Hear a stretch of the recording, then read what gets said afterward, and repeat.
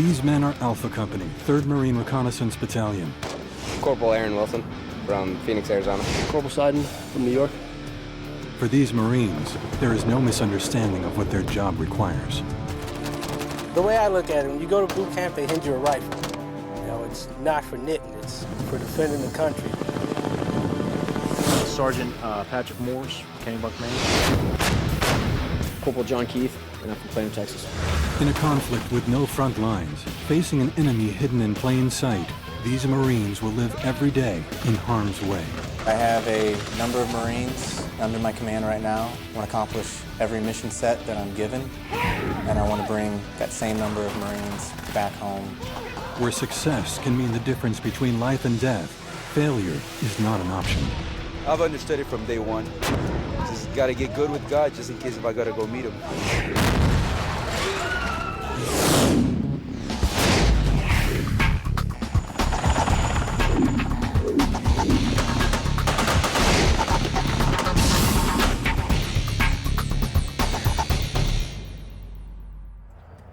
Your control measures, okay? Pay attention to what's happening outside. On a Marine base in Southern California, Alpha Company is preparing for war. Keep up! In less than 20 days, these sons, brothers, husbands, and fathers will deploy to Iraq. To go to mosque. Right. Yeah, we understand. We have people that are literally out of Iraq, Arabic speakers, people who know the culture, who know the little nuances of how people will behave over there. And so we go through these scenarios with them, and we're able to learn how we are going to best react to that. You know what it is? Somebody already spotted it. You already been told. These Marines are human, and part of the reason that we're going through the training is to expose those things that can bring out emotion, address it, tailor the training to help curtail that. In Iraq, insurgent fighters are using every tool in their arsenal to combat coalition forces. 5 and 20. From roadside ambushes to suicide bombings, Alpha Company 3rd Recon Battalion will face an unpredictable and ruthless enemy. Now we're fighting a different kind of war, low intensity, more of like a guerrilla type of war. They're playing dirty, and we have to adjust to that.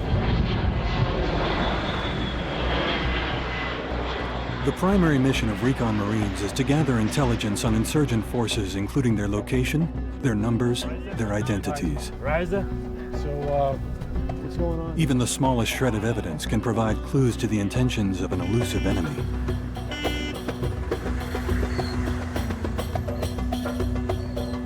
You're basically the eyes and ears of the commander. You're reporting forward to friendly lines. What you got to do is paint a picture. Hey, what's the enemy doing? What kind of mood are they in? What kind of equipment do they have? What kind of uniforms are they wearing? Recon Marines routinely operate in small, self-sufficient teams. Many times they patrol deep into enemy battle space with no immediate support from aircraft or artillery. What we need from them is calm, cool, collective, so that when they're outside, they're just focusing on the job. These guys know their lineage in 3rd Reconnaissance Battalion. They understand it. Of course, casualties will weigh on a commander's mind, but we're focused on the mission. And that's the way that I want the battalion to focus. Today, Alpha Company's training mission is to locate an American hostage being held in this simulated Iraqi village, populated with actors and filled with movie-style special effects. We're sent in to rescue a civil affairs personnel wearing old tricolored desert camis. Better be aware of your target. You don't just go raining bullets. Operating in a civilian setting is a unique challenge to men trained for war. If the Marines fail to use a measured, controlled force, innocent lives could be lost. Beware of your target. Consider its background. Good to go? 3-1-9. Typically, a Marine's role is to locate and destroy the enemy. But this battlefield is different and requires a different approach. These Marines understand the need to distinguish between insurgents and civilians. What we need to do is move. People love you, they hate you, they hide their hate, they hide their love, and you treat them right consistently. That your town needs. Then they'll see that you're genuine. That's when respect and rapport builds. And that's when they will truly start helping you do your job. Push them forward, push them forward. We may go into a village basically looking for information, any type of signature that insurgents may be leaving around. Obviously, hey, you scratch my back, I scratch yours. You know, you got a friend there. You got another set of eyes and ears. We got a female in this room. The villagers tolerate the Marines' presence, but offer no information. Frustrated, the platoon must maintain focus in the face of an increasingly volatile situation. Get you spread out. There's so many things going on, so many variables, so much stimulus coming in. Step in to get it done. And at times that can also be a problem. One of the tactics they're using now, the insurgents, are actually setting off an attack, drawing your attention towards the initial attack and then attacking you from behind. With tensions escalating, the team leader makes a quick decision: push the mission forward rather than abort the search. With American lives potentially at stake, quitting is not an option. Support! When the Marines locate the civil affairs hostage, they discover it is a critically wounded soldier. Hey, we got a female that's missing a foot. Saving her life without becoming casualties themselves now depends on how they react to the situation. The devastating brutality of war can overwhelm even the strongest of minds. Get on! All vehicles, punch up on the south side. Let's go, 520, let's go! You get sensory overloaded. You know, it is a New York City minute. It goes by in a snap. Contact, and next thing you know, it's over. Things happen so fast, your circle of awareness is like looking through a straw. Hey, where am I going? We gotta kill! Let's get on vehicle number 2 and get out of here now. When you get into a situation where you really have to perform, you fall back on your training, and that's why we train the way we do. If you find yourself in a state of panic, you can fall back to that baseline of training that you have, and you can perform the skills you need to. This vehicle is down! It has to go in that vehicle! Okay, so you got no. Let's go, get out! Hey, get away from them! Get away! 1, 2, 3. Get in the vehicle. Yeah. Get in the vehicle! You okay? Move out! The Marines will extract the wounded hostage to a safe area for treatment, and their mission is successful. Good job. We've got good airway breathing circulation. She's good for transport. Got you, girl. Get paid extra. But their work does not end when the actors relax. You need a ride? Oh, yeah. Quick debrief. What way we're gonna lie? It took them a little bit longer. The platoon will now receive feedback on their actions. With the RPG hit, so what you actually had to do is move out of the area. Every move the Marines made was observed by instructors who analyze and grade their actions and responses to the situation. Extremity. We put a tourniquet on that. We assessed the airway breathing. After our original assessment, we moved her out to where we would transport. I would have started thinking about getting What Alpha Company learns in repeated training scenarios like this one must prepare them for a world few can imagine. Good job there. Best thing you did, Doc, is immediately grab the wound. And I have to make sure that I do everything humanly possible, and our staff does everything humanly possible to resource them, train them, equip them, set them up for success. We're not wasting any time, pushing them as hard as we can to get them as well trained as we can. These are good Marines, and I'm confident in them. Punch through that room! The reconnaissance Marine must endure some of the most strenuous physical and mental training in the military. Let's go!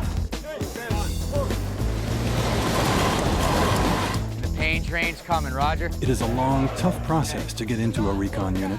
But for those who make it, the reward is in becoming a member of the recon community. You have to go through some pretty tough schools to get here, and just like all the other, special units throughout the DoD, there's some pride in just being with the unit. Marines are the most disciplined fighting force on this earth. And to be a part of the reconnaissance community and be a United States Marine, it makes me very proud. The stuff that our community can do. For many of these men, Iraq will be their first experience in combat. The eagerness to put their training to use doesn't come without some anxiety. I guess we're all a little anxious because it's been building up, for how many months. Then you come here and you do all this training right before you go, so you're all like, Probably just like the rest of the guys, excited. We've been training for years now to do it, but just haven't got our shot.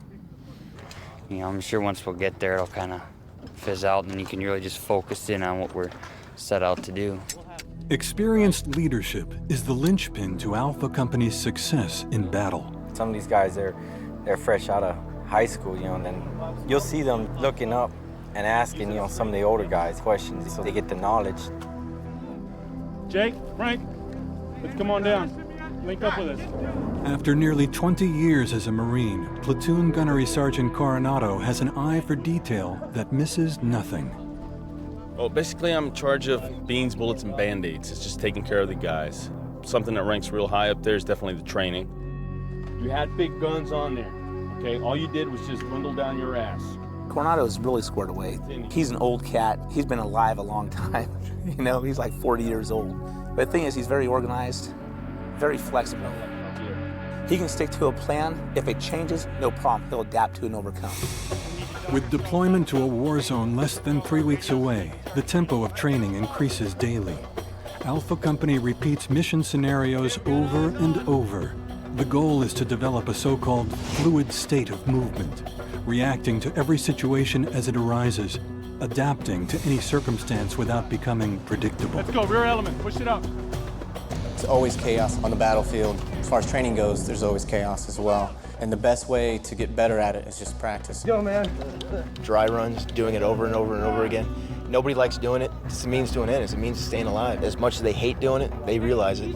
And you know, that's why I love Recon Marines, because they bitch and moan about everything, but they still do it. While training in this mock battlefield, Alpha Company pays for their mistakes with simulated casualties and deaths.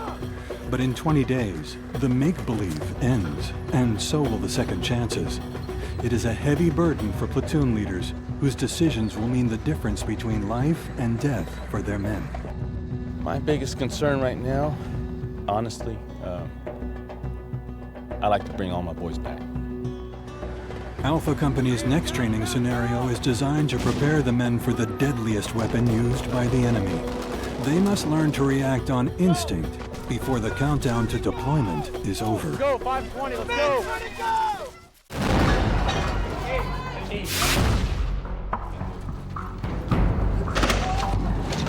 The men of the 3rd Reconnaissance Battalion are in their final phase of training before being deployed to the war zone. In just over 2 weeks, they will be patrolling the roads of the Sunni Triangle. Training is only one part of Alpha Company's effectiveness as a unit. You know, that's the little things we do. As with all Marines, their true strength lies in their loyalty to each other. Taking about an inch off the top right here. It's all about the brotherhood. You know, we might not be blood brothers and share the same mother and father, but we're brother in arms. Some of these guys, I'm closer to them than I am with my own brother. Especially within the company, it's very much a family. Very much a family. Everybody's kind of feeling each other out. We've worked together, but it's a bit different when you have to eat, sleep, and you're around each other 24/7. But like any family, there's always dysfunctions. I listen to reggae, R&B, slow jams, hip-hop, dance, everything besides country. I like country and I like rock. I don't like rap. I don't think very many people do anyways. You'll never find a different bunch of personalities than I think you will, you know, just in the military in general. Yeah, I got a boxer's fracture. Tell all the chicks at the bar I got shot in Fallujah last deployment.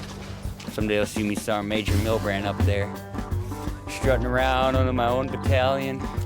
Maybe, we'll see. You got people coming from every background, from the big cities to the little country towns. To it's a very diverse, very personality-driven group. Hey, we got a pile of rocks. Looks like an indicator. The most menacing threat faced by any coalition force is the Improvised Explosive Device, or IED. About 70% of American casualties in Iraq are caused by IEDs. Undetectable until it explodes, the IED weighs heavily on every Marine's mind. The only thing that really does worry me a little bit is the IED threat over there, because that's something I can't control. IEDs are way out of control. Special effects crews have concealed IEDs along the narrow streets inside this training village. An IED can be hidden almost anywhere. They'll hide them? Using special effects is a new addition to a training scenario, striving to keep it real and test the reactions of men working to stay alive. The Marines are getting exposed and are getting an idea of just exactly what it is that they're going to be running into.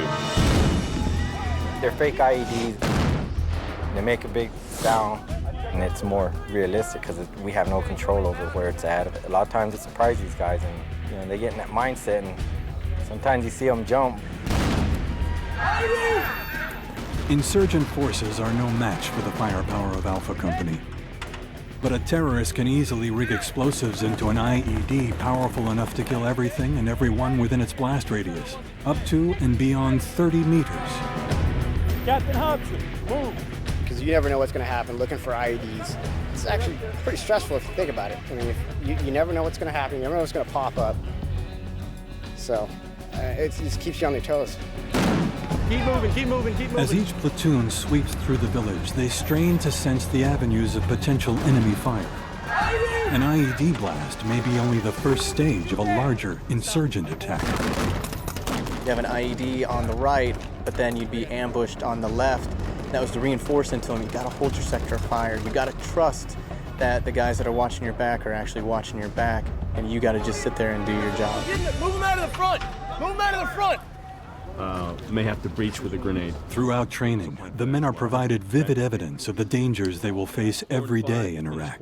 But outside of the physical danger, there's an emotional toll to pay for such a dangerous occupation. There's always the wrestling match in your brain between the wanting to say goodbye and to family and friends, but also trying to, put on your game face and ratchet down the emotions. I've been deployed a lot since we've been married. She always tells me be careful, take care of myself, the normal stuff. She knows I got to do what I got to do, so she knows I don't like her to dwell on it. Moms always tell you, they love you. Mine does. She worries a lot. She's a typical mother hen. I don't know. She kind of just accepts it. No matter whether I'm 12 or 30, she's going to worry about what I do.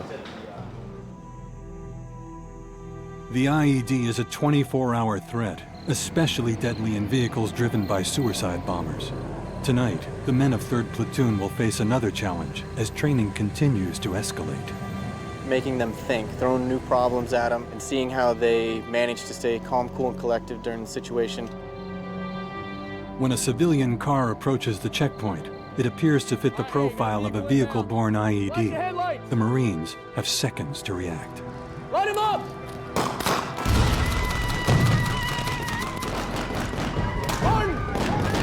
The vehicle that was trying to run through actually wasn't adhering to what they were yelling at them, the signals that were throwing out for them to stop. But standard operation procedure is for them to engage the vehicle if they see it's not going to stop. Basically, that was, they're trying to kill us, we got to kill them. Despite the explosion, the Marines suffer no casualties and safely secure the area. 2 weeks from deployment, the men of 3rd Recon begin live fire training. Shooting real bullets instead of blanks is as close as they can get to the physical and mental stress of an actual firefight. They're using live ammunition. The Marine now, he has his weapon system and it's locked and loaded, and it's no longer running around like your parents' backyard playing guns. Now it's for real and people can get hurt.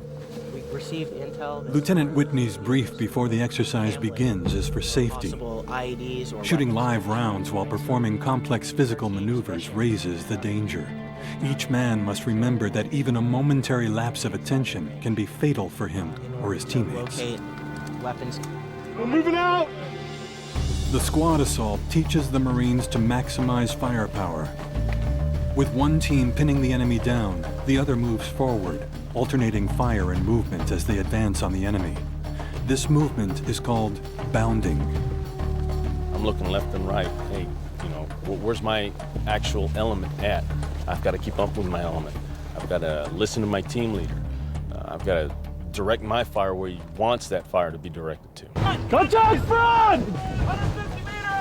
A successful squad assault relies on fluid motion, sustained fire, and team coordination. Let's go! Bound! Bound! Bound! Keep right! Moving, shooting, and communicating requires a combination of teamwork and awareness of each man's position. Cover each other's movement! You typically want to have somebody shooting to cover the enemy, keep their heads down to keep them from shooting you. And by fire and maneuver, you can close the distance on the enemy and you can get to the side of them. You're able to either kill them or make them surrender. Move! If you're not seeing what your teammates are doing, it can be dangerous. Not knowing where your sector of fire is, especially when you're on foot. Not all dangers Alpha Company faces are bullets and bombs. In Iraq, summer temperatures reach 120 degrees Fahrenheit or more. Alpha bound! Focusing on the mission while carrying up to 80 pounds of ammunition, water, weapons, and armor plates in the intense heat is a constant challenge. It's one thing being in vehicles, but when you're on foot and you're doing an assault course like that, you have to be aware of everything that's going on around you. The moment people start shooting, I definitely start looking for cover more and you start moving through it with more of a sense of purpose. When Alpha Company takes fire in the open, their best defense is to take the offense. Marines use aggressive movement and sustained firepower to overwhelm their enemies. I'd say it's a broadening experience for all the members of the teams and for the platoons. So they're going to have some general infantry, general combat experience, not typical of a reconnaissance and surveillance platoon. An important lesson of combat is to expect the unexpected. Clear! Hold up. 6, this is 2. We got a dry hole here. When the men arrive at the reported location of a weapons cache, they come under attack from an enemy ambush. Morse, give me rear security! Push left, Goose, push left! We try to replicate as close as we can to actual combat situations. When the Marines do hear the actual real crack of that round, it does give them a little bit more of a sense of urgency. The adrenaline picks up. There's some inherent stress there.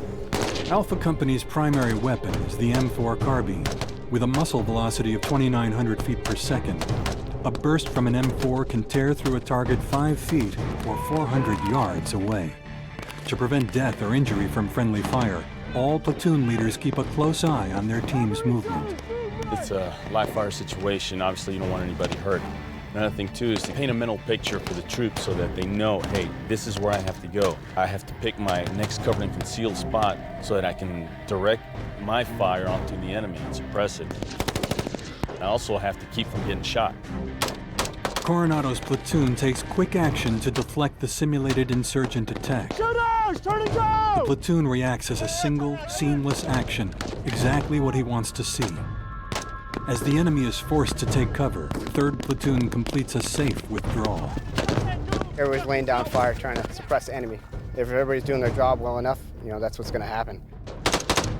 You want to conserve ammunition, you only do so much.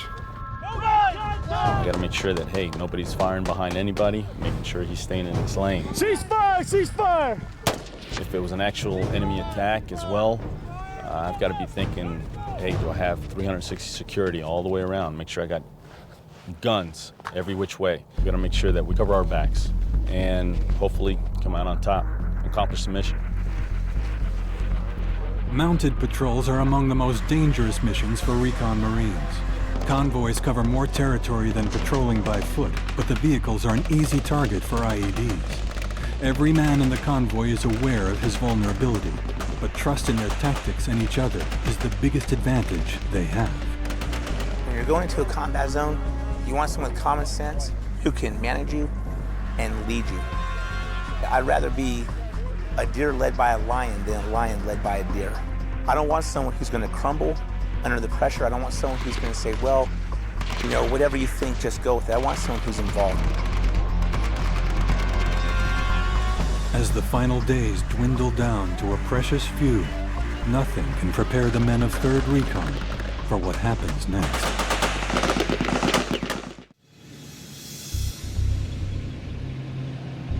The men of the 3rd Marine Reconnaissance Battalion are in the final days of training before being deployed to Iraq.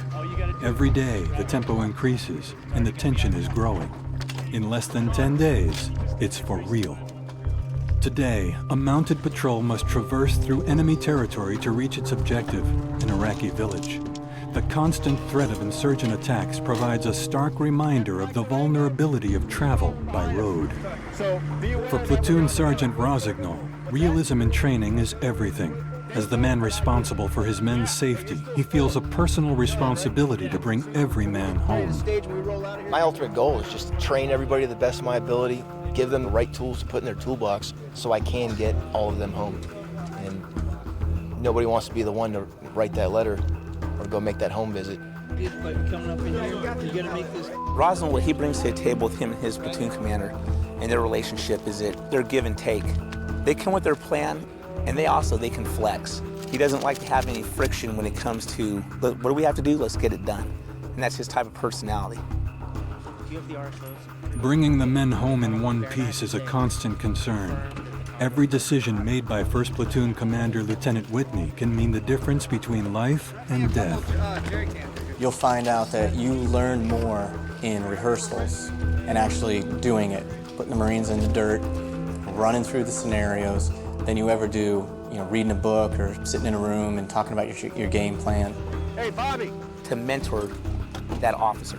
Your ego has to be left at the door because that man, he's looking to you to give him guidance in that subject that you're the expert on. They'll fail together or they'll succeed together. That's how it goes. That's how it is. I mean, it's too big for that slot. It's not cranking down. The essence of this training lies in its unpredictability. Think about contingencies. If this happens, what are we going to do? If we get ambushed over here, what are we going to do? As a platoon commander, that's your job to think about the next piece and then make sure we have a good plan. Good? Red 5, Red 6, radio check. As 1st Platoon rolls out to the desert, their light armored vehicles provide mobility on flat, open terrain, but also make the platoon higher profile targets. Orientate left!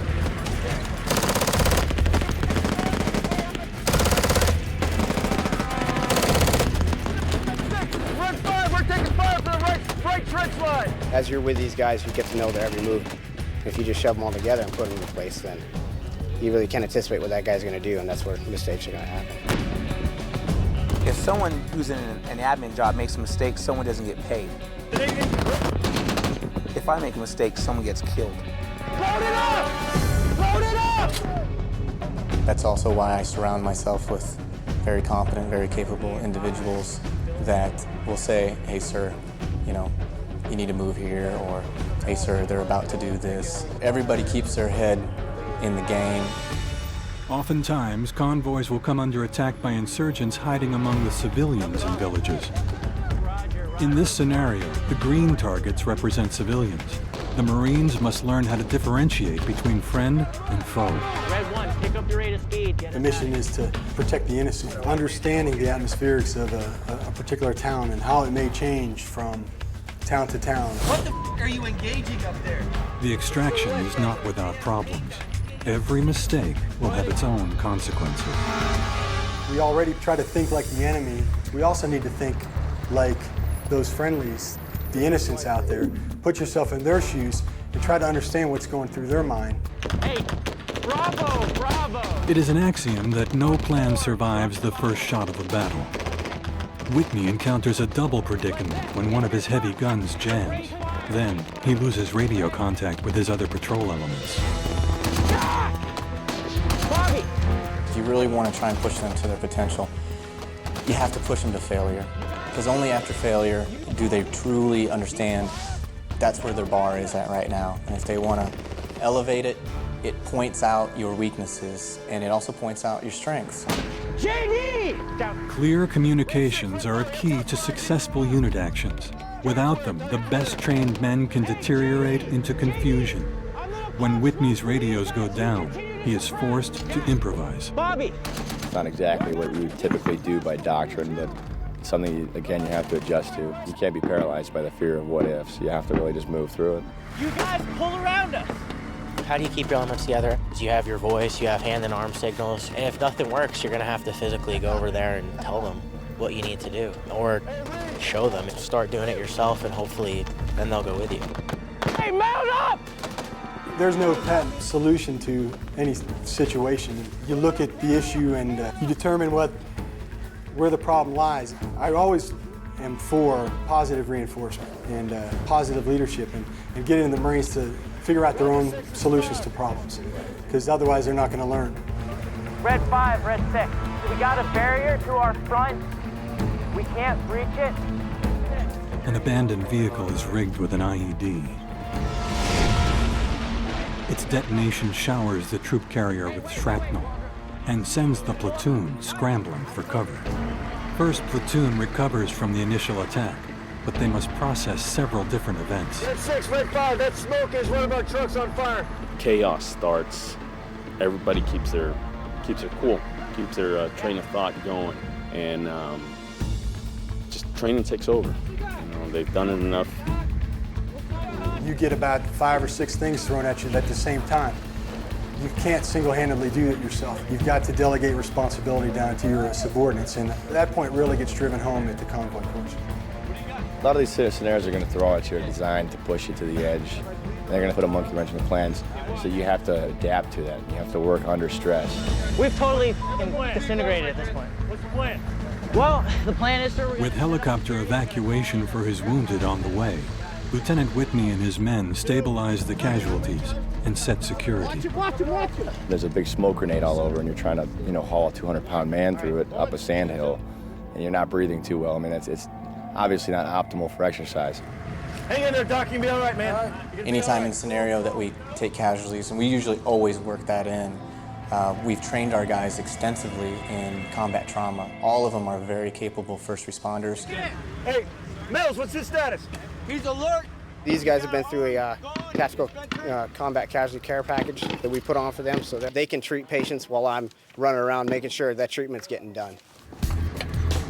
Send it. 1, 2, 3. Leading the medical effort is Stephen Way, one of the Navy corpsmen assigned to Alpha Company, 1st Platoon. The Marine Corps doesn't have any medical personnel, so they pull from the Navy. What we do is we go through the same type of training they do. I feel more comfortable with a weapon because I can suppress the enemy, get rid of him, and that way he's not going to cause me no harm, and I can actually go back and then treat the patient. Okay, Page. For Lieutenant Whitney, this has been a learning experience. There are no timeouts in war. About 20 meters up ahead, security 12. Yeah, I guess I was running around quite a bit. Run up to truck number 1. Well, you don't want to get too tied down into the task at hand because then you lose sight of the bigger picture. So you just have to balance, keep track of what's going on, the big picture. Okay. Hey, 4 total. 3 urgent surgical, 1 urgent. As the scenario plays out, the prospect of real casualties is hard to overlook. Hey, right here! Let's go! You have to think about that, and you also have to think about people that you're close to, possibly being hurt or killed. I hope that I never have to see any of my guys go down, but I'm pretty confident that I'll be able to do what I need to do to help them the best I can if that happens. He's starting to crash! My main goal is to bring everybody back safe. That's my biggest worry. I don't want to be out there and have one of the guys go down. That'd be hard to take, I think. The key to Alpha Company's mission success is the ability to transfer their experiences into takeaway knowledge, learning from their mistakes. Back, peace. Okay. After each training operation, every move is carefully analyzed. Came real close to that vehicle. That's why the vehicle. You realize you really need to focus on those weak parts. Yeah, the convoy course really drew out a lot of weaknesses and some gaps that we had. Calm kind of hurt us out there today, didn't it? Yeah, it hurts real bad. Okay. As far as those debriefs go, the initial debriefs were rough, but you want to kind of punch them in the nose a little bit to get their minds rolling so they do spend the extra time, try to improve themselves. If you've got 2 guys on one side of the vehicle, one guy... It's tough. I mean, these guys don't have a lot of experience with those weapons. None of them are, machine gunners by trade, so that's something that we're going to have to spend time on. And we haven't had a whole lot of time to do it. And where's the gunner? That's why the training is very difficult for them, because they are not used to failure. But it motivates them to put in that extra time, long nights, or even all the way through the night. Amnesty International wants to come see you. You were shooting some of the friendlies. The fear of failure is in there. It's in everybody. No person worth his salt can go through the day without thinking about the fear of failing. The new insurgent battlefield is the urban environment, where the enemy can blend in among civilians. And one of the truest tests is how you stand up in combat, but nobody really knows until you got somebody that's actually trying to take your life. To prepare for the urban battlefield, Alpha will enter a small village setting, a mock city designed to expose platoons to possible threats. Ultimately, mission success will be determined by who lives and who dies. Guys up here!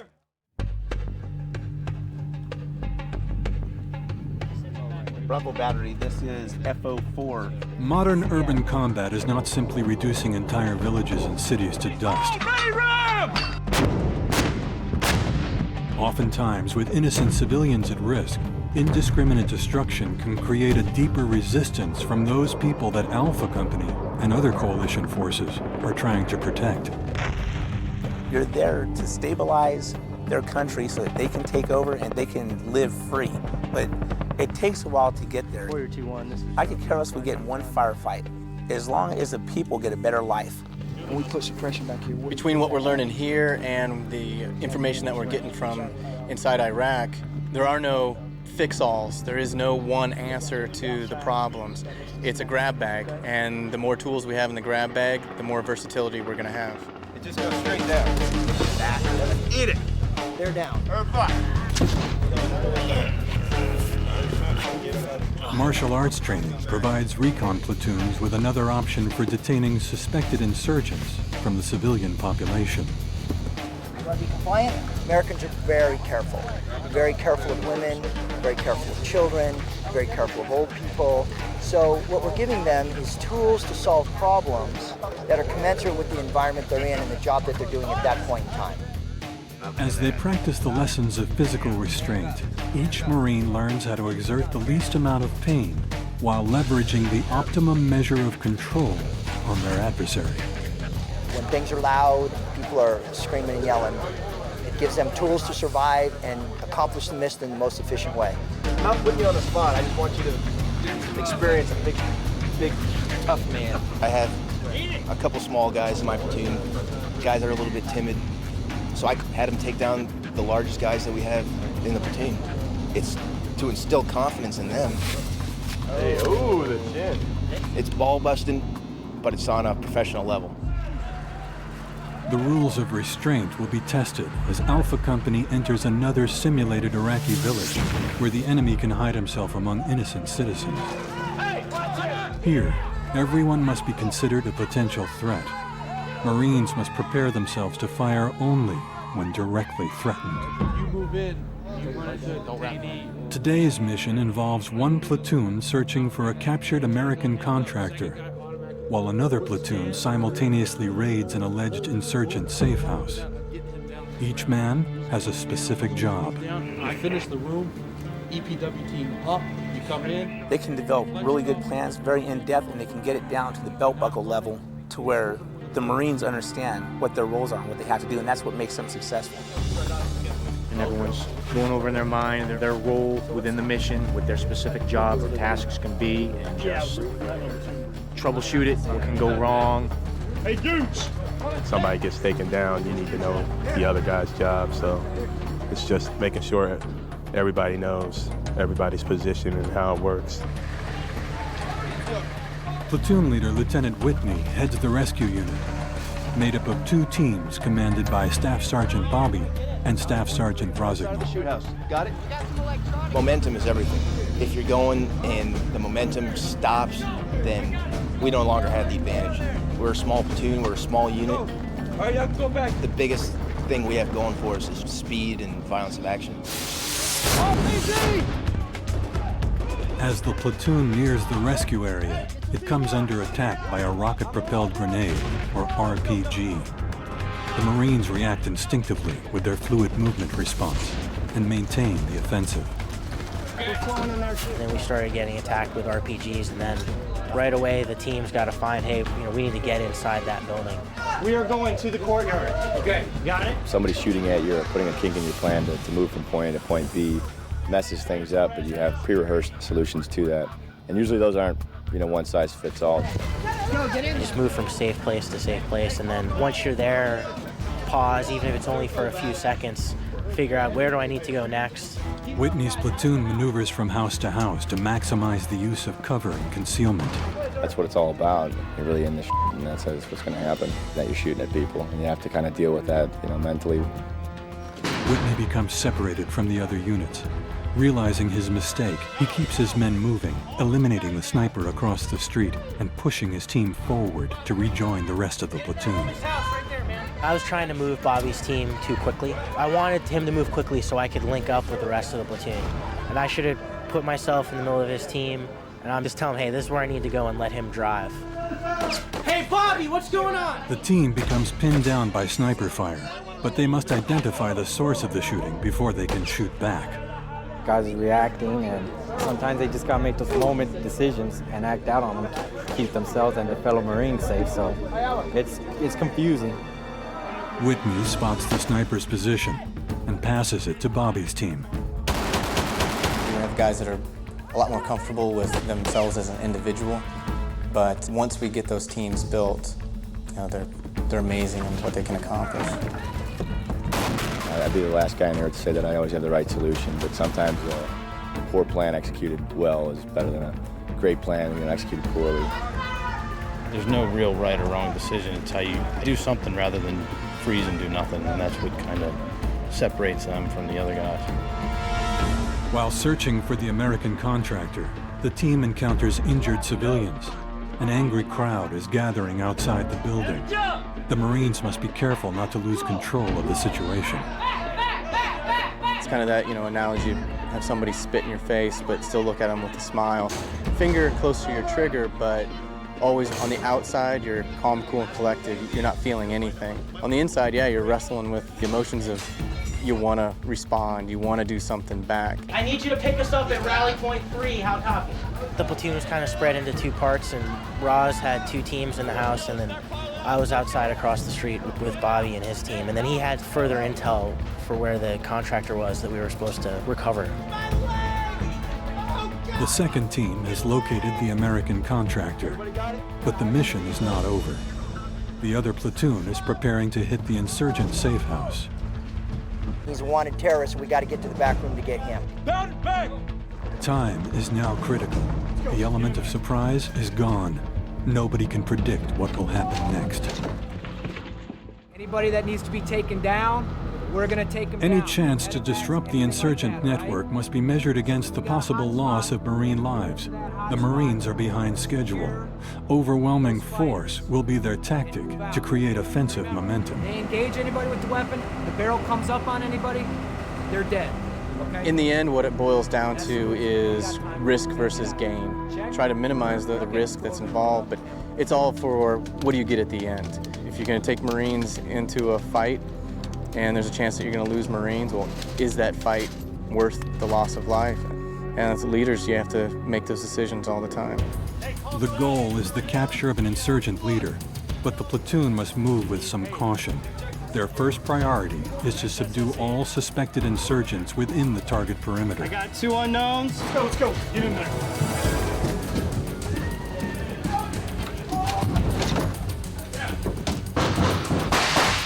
Since every corner of the darkened house can hold an assailant, the platoon moves to create a 360-degree security bubble as they advance through the building. We've learned over the past couple days is inside the house, moving as a team from strong point to strong point, from room to room. So you're always moving from a safe place, and then you're gonna make the next place safe by clearing it. Mark this area. Mark your area. To prevent confusion, rooms that are cleared are marked with glow sticks. Mark that room. Hey, stop moving. When the insurgent leader is captured and identified, Marines search every room looking for evidence, intelligence, anything that could lead them to other enemy strongholds. With the villagers well aware of the Marines' presence, extraction could become an issue. It may be training, but the Marines are tense. It's tough to listen to 3 different things at once, so a couple times I had to, tell the guy on the radio to shut up or hold on a second, or tell the guy who was talking to me. At least, my brain, I can't listen to too many things at once. Hey, I need security up, out, over these walls. Ready? Call and let them know we're coming out. As tensions build among the crowd, Marines concentrate on keeping their security perimeter intact. When the word is given, the platoon withdraws with their prisoner while keeping angry civilians at bay. Put him down there! Just put him down there! One person, hold security on We know what kind of doors, what kind of windows, how many rooms, how many levels. Well, we're not going to have that advantage anymore. We train as close to real as we can, but there is nothing in training that can mimic somebody who's actually out there trying to take your life. Soon, 3rd Recon will face the combat conditions in Iraq. However, the training is achieving its purpose by teaching tactics and giving the men confidence. What motivates a race car driver? He doesn't go out there to drive around the track. He goes out there to win. It's the same thing with being in the military. The professionals, they're locked on. These guys are taking advantage of all the free time to increase their knowledge of where we're going, what we're doing. So they're maturing much faster than normal. As the day of deployment approaches, each man in Alpha Company faces his own thoughts about what is to come. Oh, come on, man. It's not so much a competition. It's being alive. That's what it is, man. It's being alive.